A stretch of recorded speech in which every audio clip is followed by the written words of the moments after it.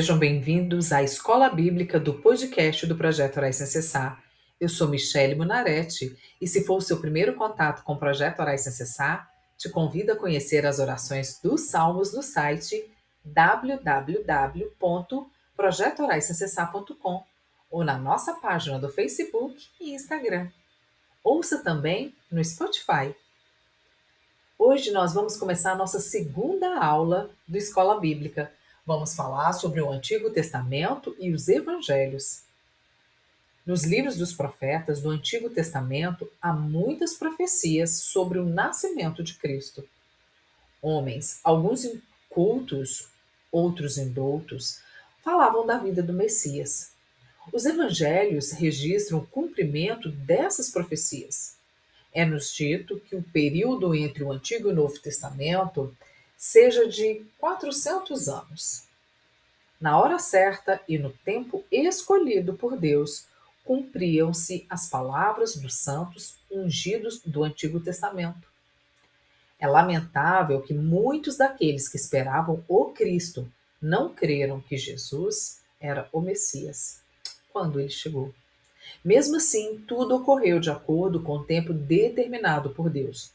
Todas as profecias sobre o nascimento, a vida, o caráter, as obras, a humildade, o amor e até a morte de Jesus foram cumpridas tal como foram profetizadas. Há mais ou menos 40 profecias sobre Cristo no Antigo Testamento. Na sua maioria, elas são chamadas messiânicas. A primeira está registrada no livro de Gênesis, no capítulo 3, versículo 15. A última em Malaquias, no capítulo 3, versículo 1. Os livros com mais profecias messiânicas são os livros dos Salmos, Isaías, Zacarias. O livro de Isaías tem o maior número de profecias, havendo pelo menos 16 referências, sendo a do capítulo 53 a mais conhecida. As profecias descrevem o Messias sobre dois aspectos: o Rei Messias e o Messias sofredor. Eu vou deixar o estudo escrito no fim do vídeo para vocês conferirem na palavra os versículos citados. O Messias sofredor é citado no livro de Isaías, Daniel, Zacarias. Tanto esta como aquela do Messias, o rei Messias, se cumpriram. O Messias que viria como rei também teria que passar pelo sofrimento até morte de cruz. A última profecia do Antigo Testamento diz: Eis que eu envio o meu mensageiro, que preparará o caminho diante de mim. De repente virá ao seu templo o Senhor, a quem vós buscais, o anjo da aliança, a quem vós desejais. Eis que ele vem, diz o Senhor dos Exércitos. Vamos falar agora um pouco sobre o cenário judaico.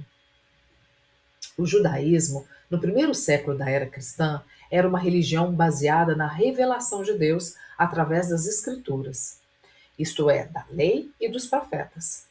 Os judeus enfatizavam o monoteísmo. Não era permitido sequer louvar ou admitir a existência de qualquer outro Deus. Para entender bem o Novo Testamento, é importante estudar o judaísmo, pois o cristianismo teve sua origem no judaísmo. Os ensinamentos do Novo Testamento sobre Deus, homem, pecado, salvação, graça, oração e etc. têm suas raízes nas páginas do Antigo Testamento.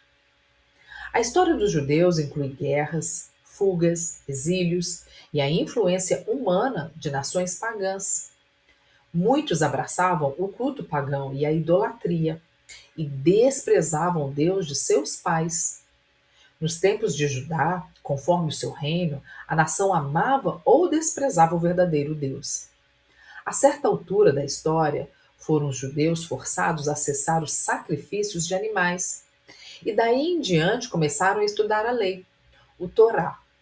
O escriba, que era a pessoa que estudava e interpretava a lei, passou a ser a pessoa de grande prestígio entre os judeus.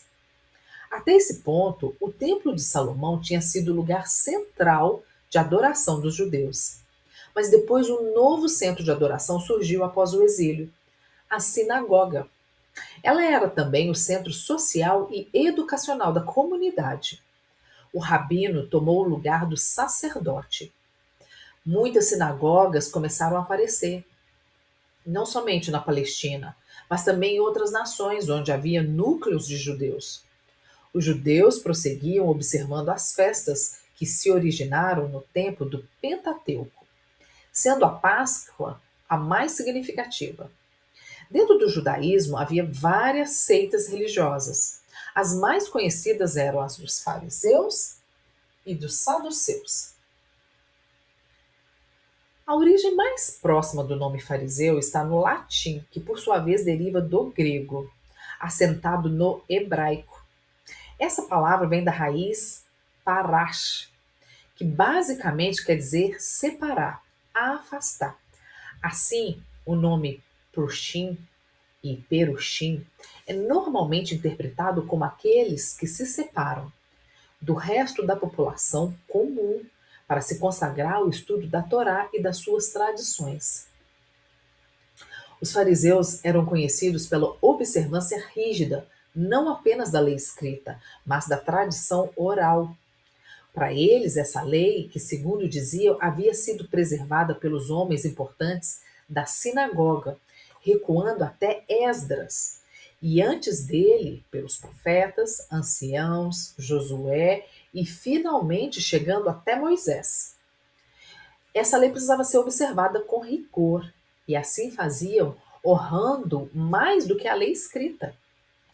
A doutrina dos fariseus considerava a soberania de Deus nos decretos divinos, a responsabilidade moral do homem, a imortalidade da alma, a existência dos espíritos e a ressurreição do corpo.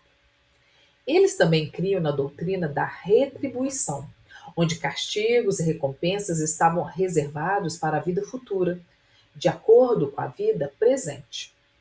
Além disso, eles também enfatizavam ao máximo a importância do dízimo e a observância das leis sabáticas. Aparentemente, o partido dos fariseus no tempo de Jesus não tinham entre seus integrantes os sacerdotes, e talvez sua maioria fosse formada pelos escribas. Os fariseus são mencionados com destaque no Novo Testamento, principalmente de forma negativa.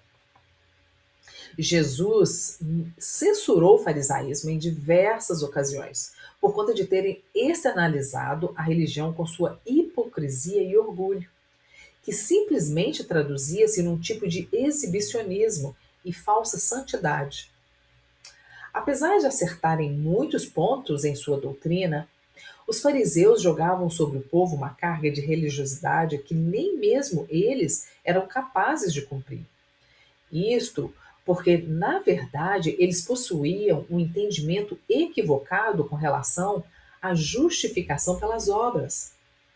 A parábola do fariseu e o publicano expressa muito bem o erro dos fariseus.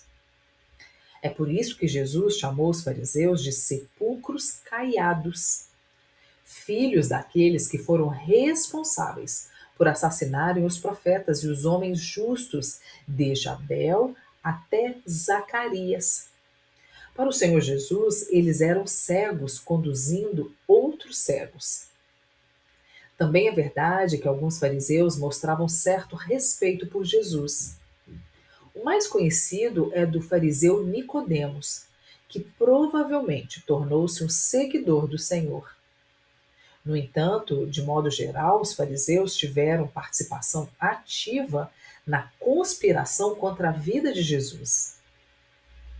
Além de Nicodemos, a Bíblia aponta outros notáveis integrantes desse partido, como o mestre Gamaliel e o próprio Paulo de Tarso, antes de ser convertido ao cristianismo.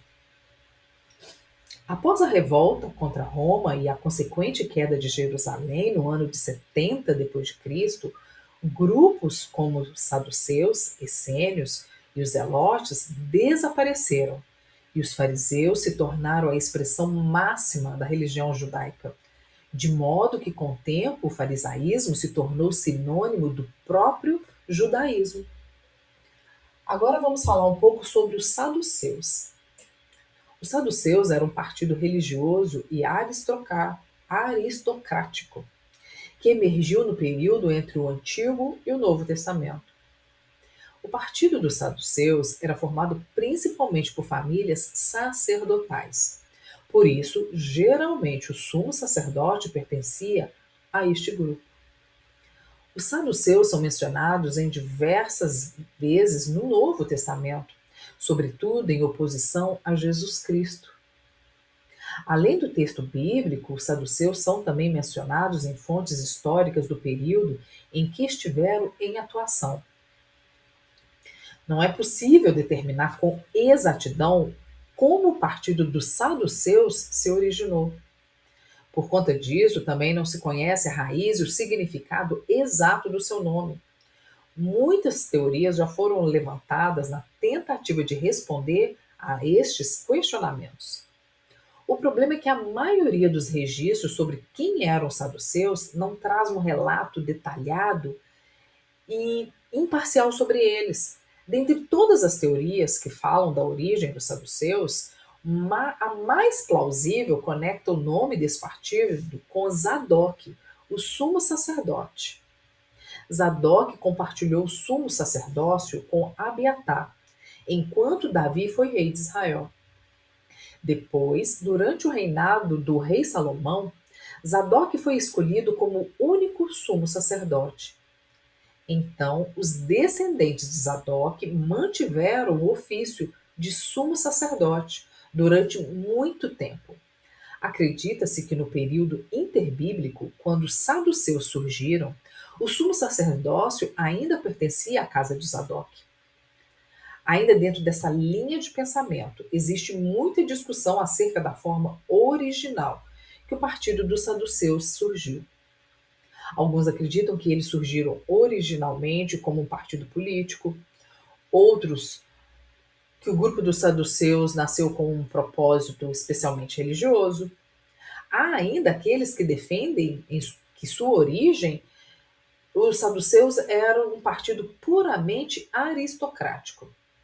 Mas seja como for, os saduceus nos dias do Novo Testamento estavam os sacerdotes e a elite de Jerusalém. Isso significa que muitas das pessoas mais ricas e influentes do eixo político religioso dos judeus pertenciam a esse grupo dos saduceus. De forma geral, os saduceus reconheciam apenas o Pentateuco como escritura com autoridade suprema.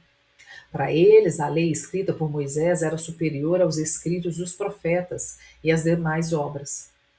Diferentemente dos fariseus, eles rejeitavam terminantemente as tradições orais. Durante o ministério de Jesus e depois no período apostólico, os saduceus estavam intimamente relacionados ao sacerdócio e às questões do templo. Politicamente, eles apoiavam o Estado atual. Eles não formavam um grupo tão numeroso e popular como os fariseus, mas tinham entre seus membros e apoiadores as pessoas mais poderosas. Por causa de sua ênfase materialista e seu comodismo, para os saduceus as coisas deveriam continuar como estavam. Eles desfrutavam de prestígio e influência e não queria que nada disso mudasse. Apesar das diferenças, em muitas ocasiões do ministério de Jesus, os saduceus se aliaram aos fariseus em oposição a Jesus. No entanto, a motivação para tal oposição era essencialmente diferente entre os dois grupos. Os fariseus basicamente viram em Jesus uma ameaça à sua religiosidade hipócrita e ao seu sistema de salvação por obras. Os saduceus, por sua vez, viram em Jesus uma ameaça à sua posição de influência e às suas fontes de lucro e posses materiais, cada qual com a sua motivação egoísta e errada. Por isso, em determinadas ocasiões, Jesus condenava os ensinos de ambos os grupos de uma só vez. O mesmo também fez João Batista, ao dizer a fariseus e saduceus: raça de víboras, quem vos ensinou a fugir da ira futura? Por fim, saduceus e fariseus cooperaram entre si no plano para matar o Senhor Jesus.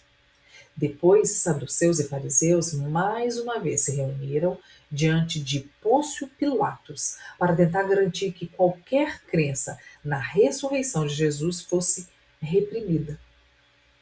Nos primeiros anos da igreja primitiva, o apóstolo Pedro e o apóstolo João foram presos pelos saduceus. Quando o apóstolo Paulo compareceu diante o sinédrio, os saduceus também estavam presentes. Naquela ocasião, o apóstolo fez questão de enfatizar as diferenças entre fariseus e saduceus, causando grande tumulto e discussão entre os dois grupos. O farisaísmo tornou-se o alicerce do judaísmo ortodoxo moderno. Pois bem, por hoje é só. Acompanhe as próximas aulas do Escola Bíblica do projeto Orais Sem Cessar.